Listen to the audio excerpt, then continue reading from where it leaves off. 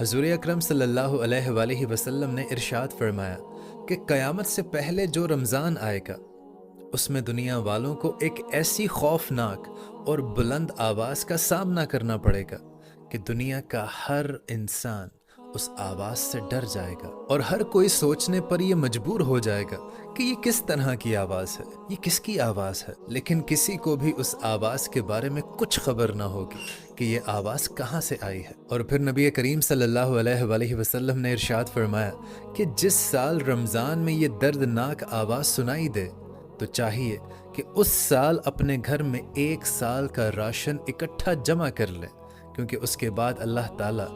رزق کو دنیا سے اٹھا لے گا، اور یہ رمضان کا مہینہ حضرت امام مہدی کے ظہور سے پہلے آئے گا، اور اس میں خوب سورج گرہن لگا کریں گے، اور آسمان پر کوئی نور سا چمکتا ہوا دکھائی دے گا،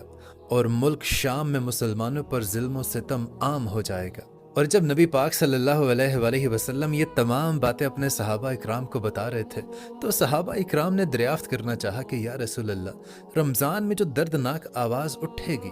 وہ رمضان کے کس عشرے میں آئے گی، پہلے عشرے میں، دوسرے عشرے میں، یا پھر تیسرے عشرے میں؟ تو ہمارے نبی کریم صلی اللہ علیہ وآلہ وسلم نے ارشاد فرمایا کہ وہ دردناک آواز رمضان کے دوسرے عشرے میں سنائی دے گی، اور آپ ارشاد فرمانے لگے کہ وہ آواز اتنی زوردار ہوگی کہ بہت سارے لوگوں کی سماعتیں چلی جائیں گی، بہت سارے لوگ غش کھا کر بے ہوش ہو کر نیچے گر جائیں گے، اور ایک روایت کے مطابق تقریباً 70,000 لوگ اس دردناک آواز کی وجہ سے اپنے رستوں کا تعین کرنا بھول جائیں گے۔ تو پھر صحابہ اکرام نے عرض کی کہ یا رسول اللہ، ہمیں بتائیے کہ آپ کی امت میں سے کون سے لوگ اس آواز سے محفوظ رہیں گے؟ تو نبی کریم صلی اللہ علیہ وسلم ارشاد فرمانے لگے کہ میری امت کے وہ لوگ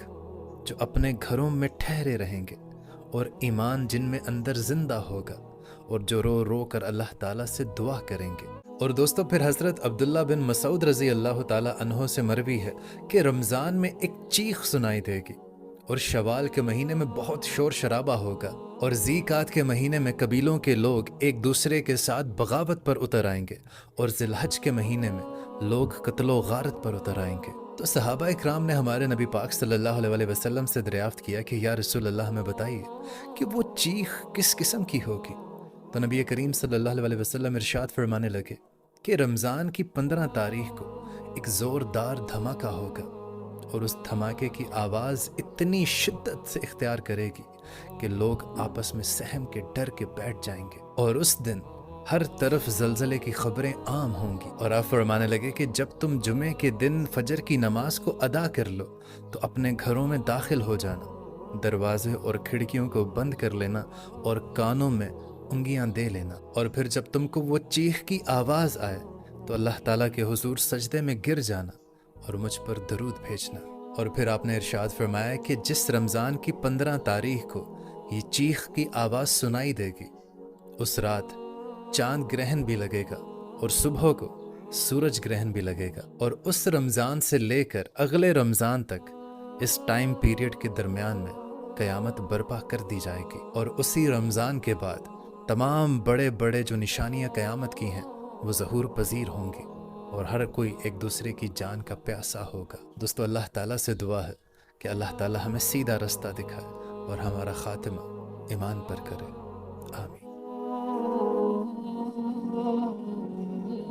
امام شافعی فرماتے ہیں جن گھروں میں لوگ فجر کی نماز کے وقت سوئے ہوتے ہیں ان گھروں میں رزق نہیں آتا۔ آپ فرماتے ہیں فجر کا وقت اللہ کے دینے کا وقت ہے، اس وقت اللہ بانٹتا ہے۔ حضور صلی اللہ علیہ وسلم کا فرمان ہے نا حدیث میں کہ تہجد کے وقت اللہ پہلے آسمان پہ نزول جلال فرماتا ہے جو اس کی شان کے لائق ہے تہجد کے وقت، اور وہ کہتا ہے مانگو میں تمہیں عطا کروں۔ یہ لینے کی باری آئے تو بندہ سمیٹ سماٹ کے اندر گھس جائے۔ ہمارے ہاں یہ ہوتا ہے کہ عشاء کے بعد بچے بیٹھتے ہیں موبائل لے کے، تہجد کا وقت آتا ہے تو ان کی آنکھیں بند ہونی شروع ہوتی ہیں، تو لینے کے وقت تو سویا تھا، تیرا مسئلہ کیسے حل ہوگا؟ بھائی جب کوئی آدمی خیرات بانٹ رہا ہو تو جو پیالہ پیچھے کر لے اسے ملے گا؟ کہتے اس وقت آنا جب میں بانٹ رہا تھا، اب تو کدھر آ گیا ہے؟ مثال دے رہا ہوں۔ تو فجر کا وقت مانگنے کا ہے، تو ساری رات تو گزر گئی گیمیں کھیلتے، ٹی وی دیکھتے، اور جو لینے کا وقت تھا تو سو گیا، تو کیسے آئے گا تیرے پاس؟ تو اٹھے سویرے، بندوں سے مانگ کے دیکھ لیا, بڑی عزتیں خراب ہوئی. فجر کے وقت اٹھ کے جھولی پھیلائیں. میرے رسول پاک علیہ السلام فرماتے ہیں, رب فرماتے ہیں جب بندے میرے آگے جھولی پھیلاتے ہیں مجھے شرم آتی ہے, کیسے خالی واپس کر دوں. سورہ طلاق 2-3 نمبر آیت کی گھر جا کے تلاوت کرے. رب کریم نے فرمایا وَمَن يَتَّقِ اللَّهَ يَجْعَل لَّهُ مَخْرَجًا,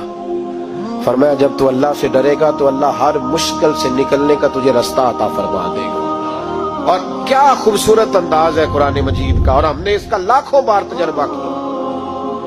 20 اور سینکڑوں بار یہ چیز ذاتی طور پر پریکٹیکل سے گزری. اللہ نے فرمایا ہر مشکل سے نکلنے کا رستہ بھی دے گا,